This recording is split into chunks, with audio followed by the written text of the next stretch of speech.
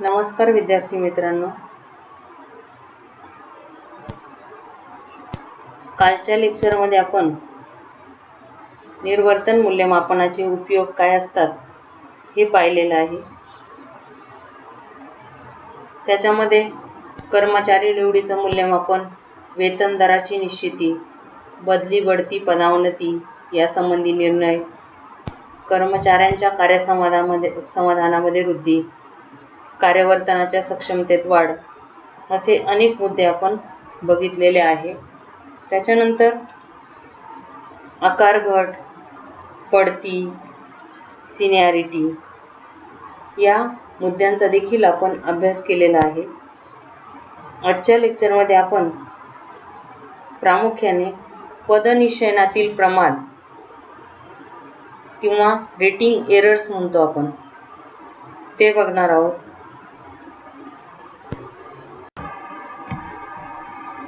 पदनिश्चयन हे एक मापन तंत्र असून पदनिश्चयनकर्त्या व्यक्तीला पदनिश्चयन करत असताना अनेक प्रकारचे निर्णय हे घ्यावे लागत असतात आणि हे निर्णय घेणं याच्यामध्ये व्यक्तिनिष्ठता येते कधी कधी, आणि काही वेळेस असंबंधित घटकांमुळे देखील पूर्वग्रह दूषित मूल्यमापन हे होत असतं.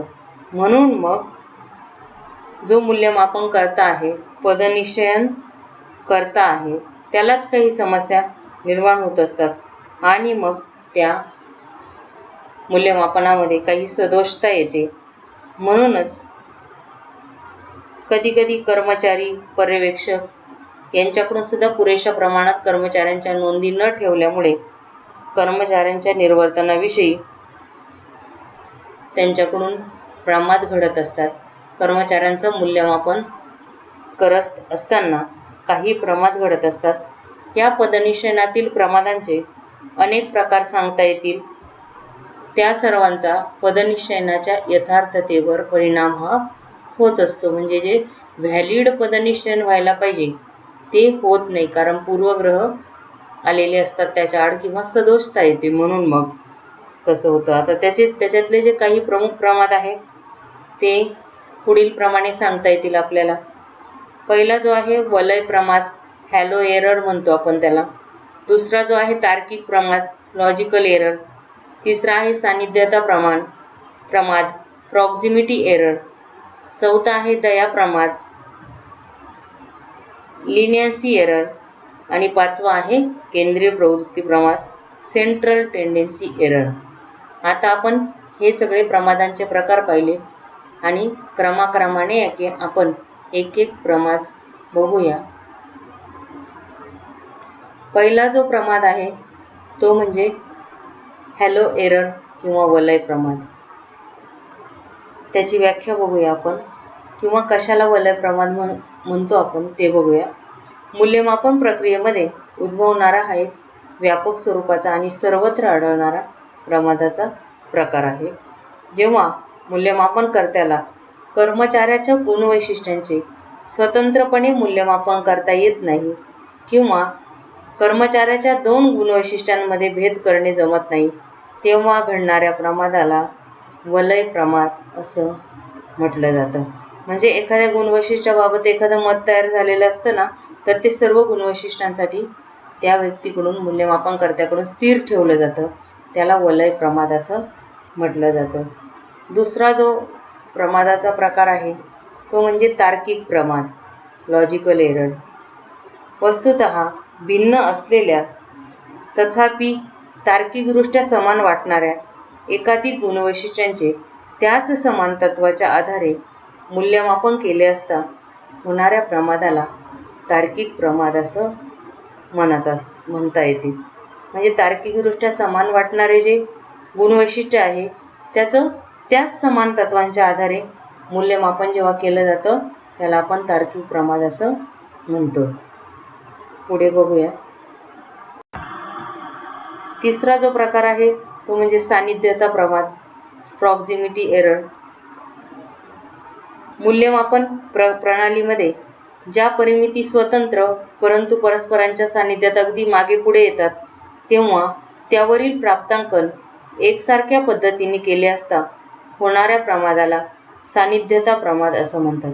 म्हणजे बघा, जेव्हा मूल्यमापन प्रणालीमध्ये ज्या परिमिती स्वतंत्र असतात परंतु एका पाठोपाठ येतात, तर जो मूल्यमापन करता असतो त्याला तो काय करतो की ज्या परिमिती मागे पुढे येतात त्यांचं एकसारख्या पद्धतीनेच रेटिंग करत असतो आणि तेव्हा हा सान्निध्यता प्रमाद काय घडत असतो.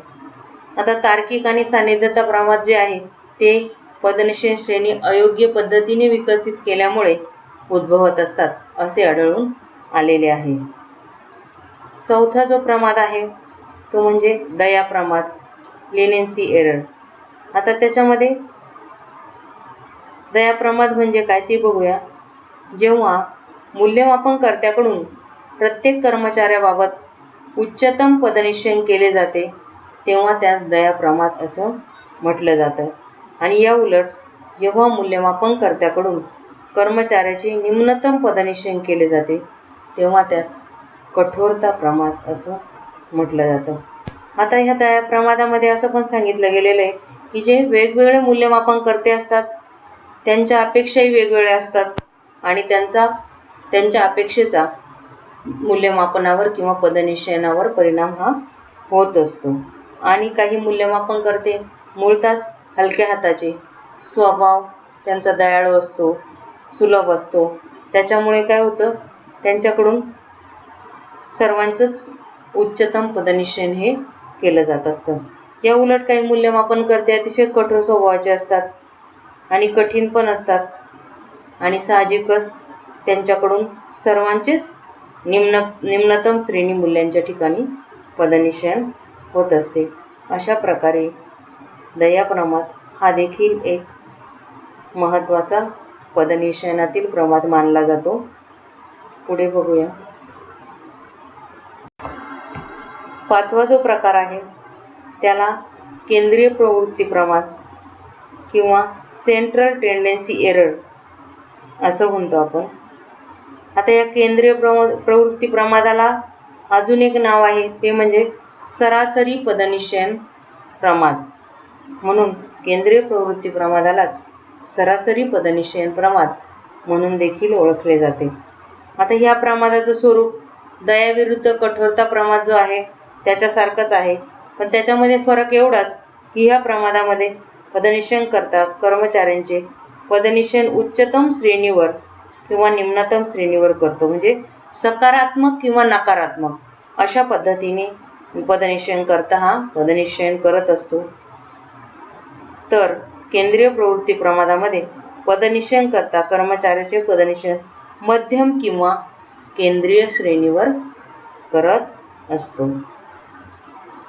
अशा प्रकारे हे पदनिश्चय करताना पदनिश्चय करत्या व्यक्तीला अनेक प्रकारच्या अडचणी या येत असतात आणि त्याच्या माध्यमातूनच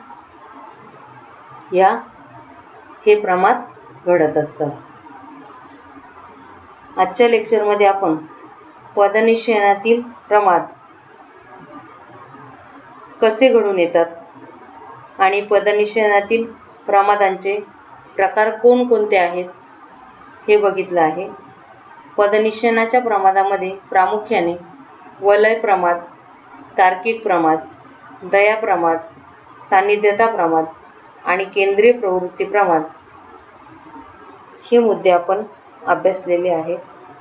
पुढच्या लेक्चरला आपण पदनिश्चय विरहित मूल्यांकन पद्धती, चिन्हांकन सूची, तुलना पद्धती याचा सविस्तरपणे अभ्यास करणार आहोत.